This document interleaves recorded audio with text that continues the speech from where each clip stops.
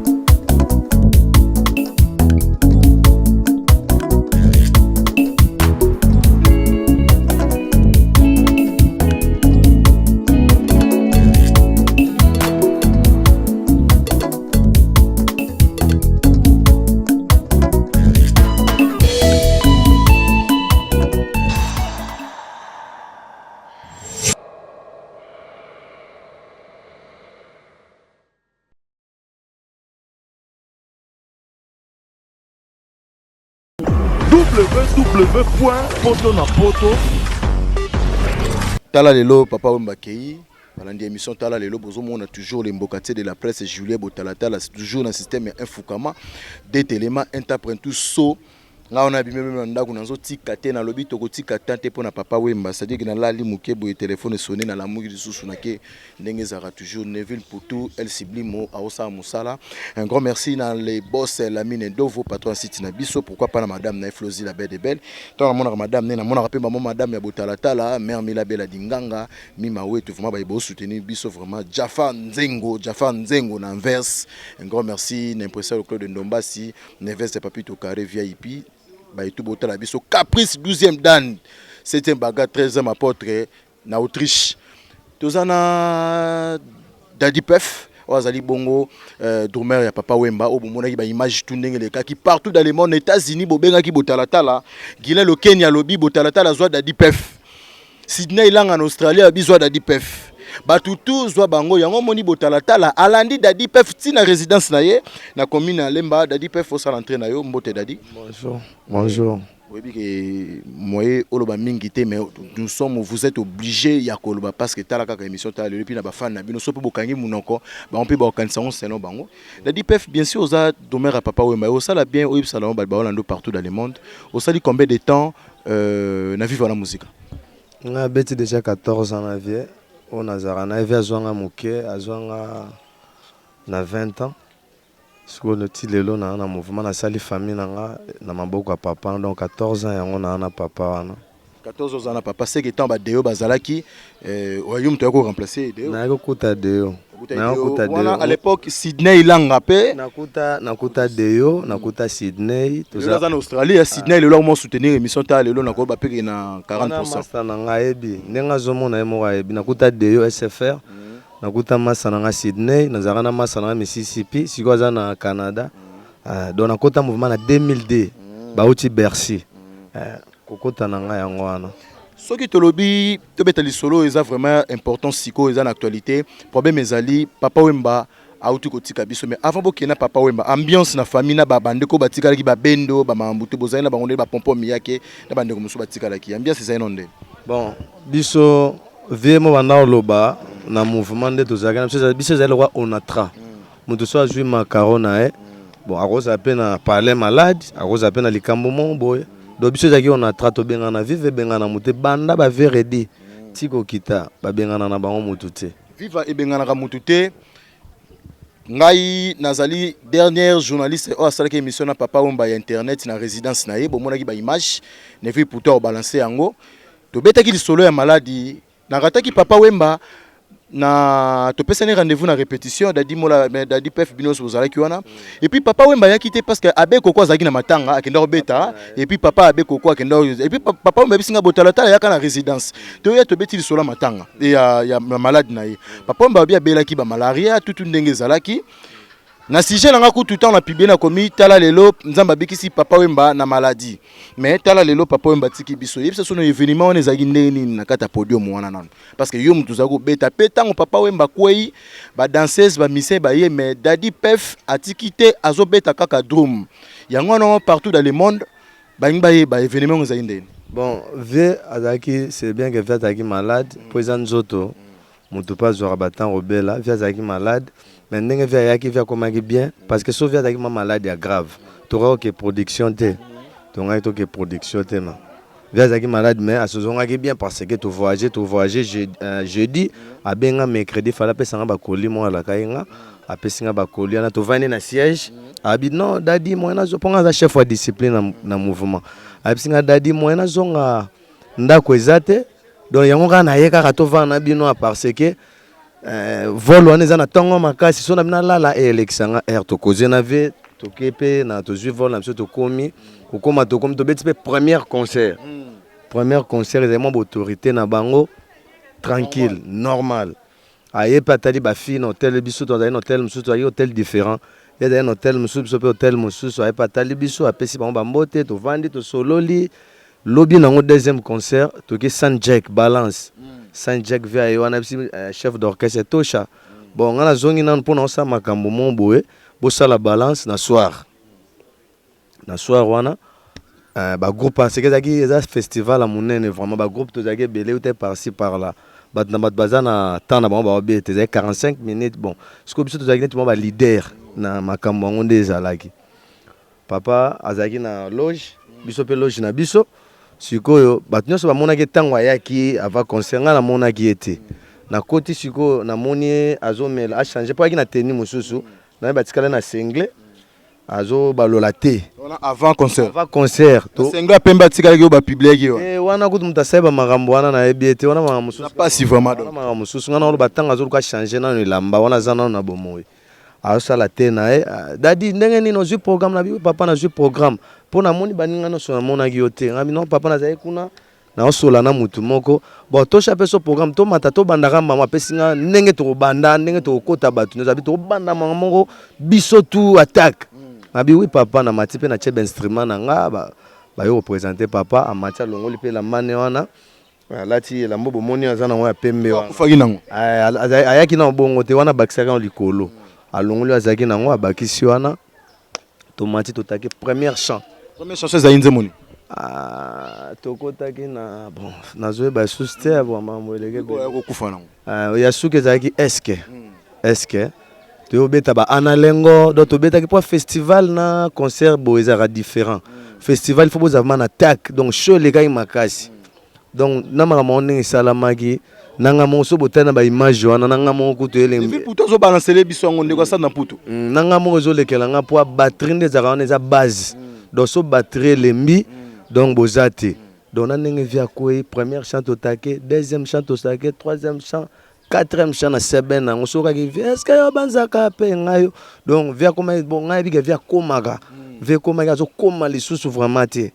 ngai tangi artiste na yebi ke vie na ngai mbaka boye te na santiki vie azwi moi bes santaki yango déjà nga santaki na bien vie azwi moi bes mo ya chemin na bes wana na champ biso siko sima il faut to couvrir yango to ko lakisa te ke moi bes ekoti na champ papa le quoi ce qu'on a podium nga taki likolo ya batutu bango na senga kesi na ngai taki likolo na otala kaka na mona bu vie abengi ba chanteuse atie bango ba poussin liboso na ba danseuse bazobina ye sikoyo azongi sima on dirait likambo eza akimi bango atiki bango papa wema mutu atindiki donc azongi sima atiki liboso abengi bango so tena ba image abengi bango maboko ba poussin liboso to ba poussin liboso nga nazobeta na nga idée est-ce qu'on a la chorégraphie pour nazala kwa nazotala makambo nyonso na la chorégraphie ba cri donc naza na calcul na mona kaka vie pa via kui ngana kasi msu basinga ba câblage ya ba instrument wana ndenge ezali po beza ba instrument makasi basinga ya bakablage wana msu nde kangi via kwea via kwei boum ekweli ana via kwea ki bandanga na kota viva la musique papa we mamu ta fier fort papa ma grand prêtre fort papa we mbabo mona ta na chorégraphie abina ka vraiment ti batu non te azalaka moi mais ngasko grand prêtre ko kwea boy c'est qu'il y a quelque chose. Otika kite ozaye ko beta ka do. Otika parce que na vitesse. Vitesse wana na kwa otika na bongo tinga kasi mso vie to akwei to spectacle ngana bula idée na ngana ka spectacle. To vient nga sale logo mo na ngoma ke ba minute umeli vie azo sale logo mo te. Mais selon ma information balobi papa Wemba toujours baka selon ma information to yoka que papa Wemba a mis koufela ki déjà avant ka koma na mabele. Ba information mususu babi papa Wemba ya ko kufa na hôpital. Yo mtoko éclairci biso yo ma to landi yo. Papa Wemba akufa ki wana te. Papa Wemba ya ko pema. Aloba epeso eloko. Aloba ki papa alobi na mutu liloba moko te. Na biso no sa part ba chef kande papa Wemba tiki nenga chaki. Papa mbalobi liloba moko na mutu te kende line wana biso ba ko encadrer biso tant événement ne sali ba encadrer biso biso to bimate parce que toza ba artiste mabe ko ya wana ba soda na bango ba bombi biso via kendaki ye na manager na biso via Cornelia uta Paris malongi ba uta Paris nde ba bino to kenena ba koti via na ambulance ba ki tant ba kendaki na papa Wemba to uta komona ba image belé ya micro batu mususu balobi papa Wemba bachelaki poison batu mususu balobi bata ya papa Wemba ekokaki mikone kokaki ayebaki yango na ndenge na ye moko na ndenge ya masolo na ye parce que tozolo ba oyoyo eloba mama mususu babita ya papa Wemba kokana makambo na ye ta mususu ya papa Wemba ezaki poison mais sikoyo muto yaki ko changer micro ko changer micro wana yo mtoko pesa biso ba éclaircissement micro wana ba changer ki on intention nini to ezalaki na ndenge nini parce que zolo ba mama trop vraiment te omona nde to betaka na ba bon batu ba lo ba bon msu ba yebi na bango te monde to betaka na ba festival a bongo tozara na instrument ba tozara na ba installateur ebele parce que na koza na jouer instrument na ngezu problème ngamo te na rotika na scène na kinozwa wana mutaya wana peza ki ba instrument na biso te zaki ba instrument eutaki Europe eutaki micro papa Wemba wana ayaki nango ye moko bien eza micro ya festival eza biso à part biso to yaki na ba instrument na biso tinga batteur na yaki ne logo nanga wana eza ba instrument biso to kuta ya festival na micro papa Wemba yembela batu batika lo baba biloko wana o bazoloba na batika koloba ba makambo wana parce que na ndenge ya temps normal pe boye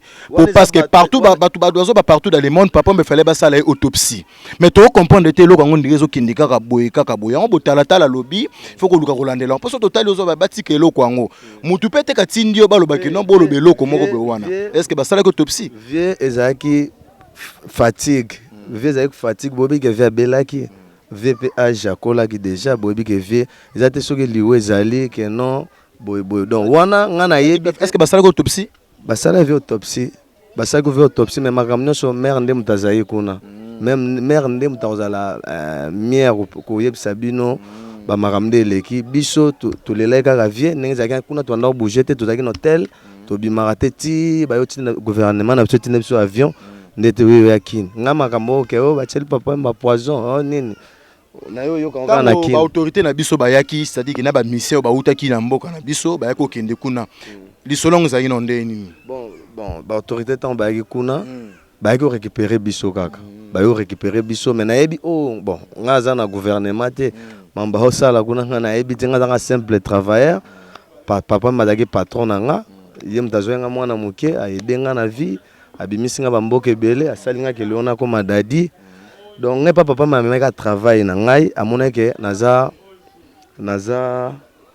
artiste naza na ba respect o ndenge sengeli na mama musique yango nde moni papa mbalingaki nga papa mbalingaki yo quels sont meilleurs souvenirs otika ngo papa Wemba ebele ya trop na rolo ba ko baiser ebele ya trop papa mbazwanga mukie papa Wemba apesanga bana papa Wemba zaki donc père nanga yem tanda supporter makambo nanga tout na lo bana sona ko yebso bana na ndaku nanga ndako nga na vanda papa Wemba mtanda foot omoni passion za nanga motema na ebite so ina na robomba ngona minute siko na minute papa Wemba kei na ebite dadi pef azo penser viva ezala ndenge nini selon yo est-ce que vive comme le orchestre mabele lisi vivre comme ndenge nini ke mutu na mutu comme pe yanke na kona vive eza grande équipe vive eza équipe amukete bino mo mona mais ngana loba moi ba orchestre mso leader na bango akufi ekufi bon mso soutien za gite peut-être to bazana ba idée mabe par exemple bon yebisanga net bato bele balobi ke non tant kaka bato bauti na mboka mso ba ke kuna maloba ya ba musicien papa wemba et comme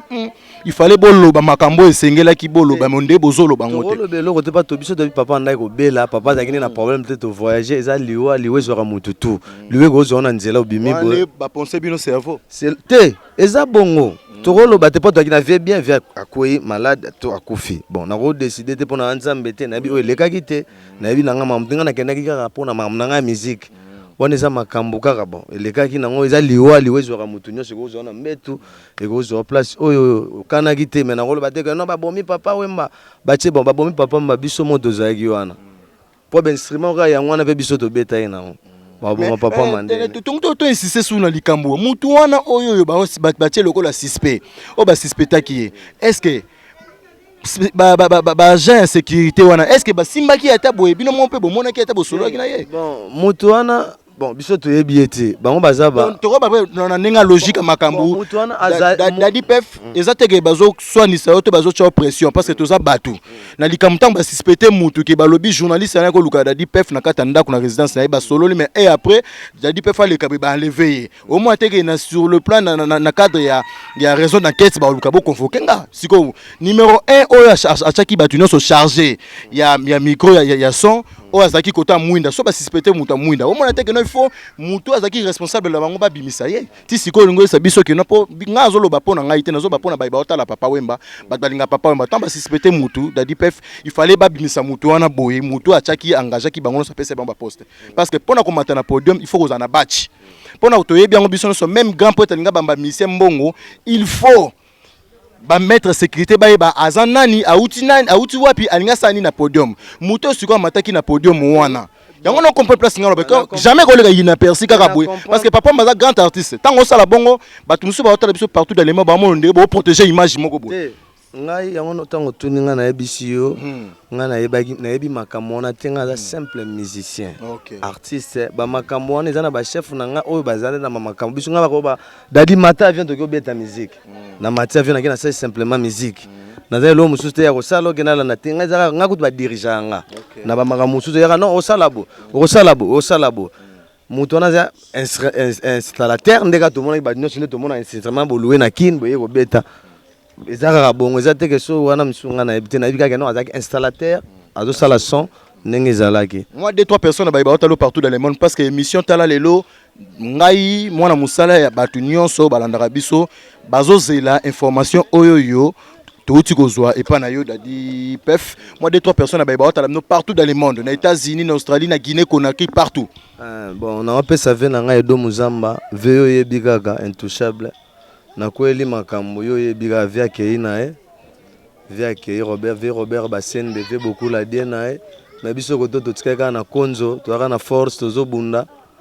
na pesi vient nga phénomène ve yo mo yebika Didier Phénomène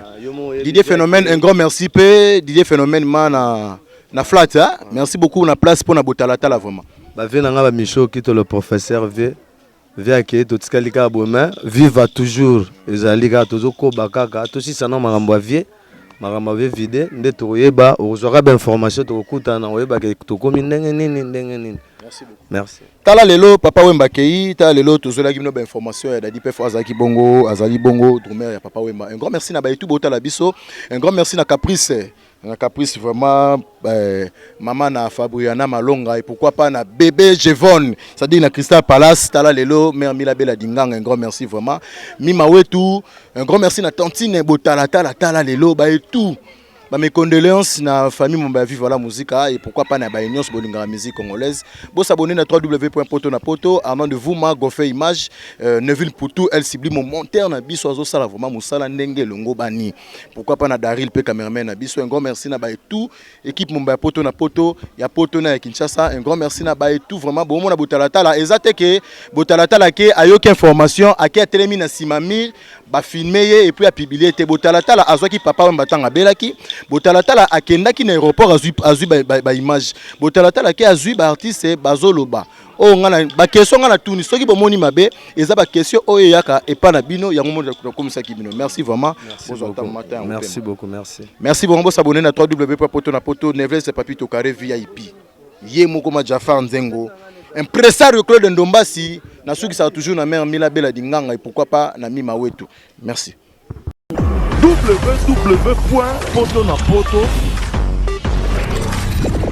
www.potonapoto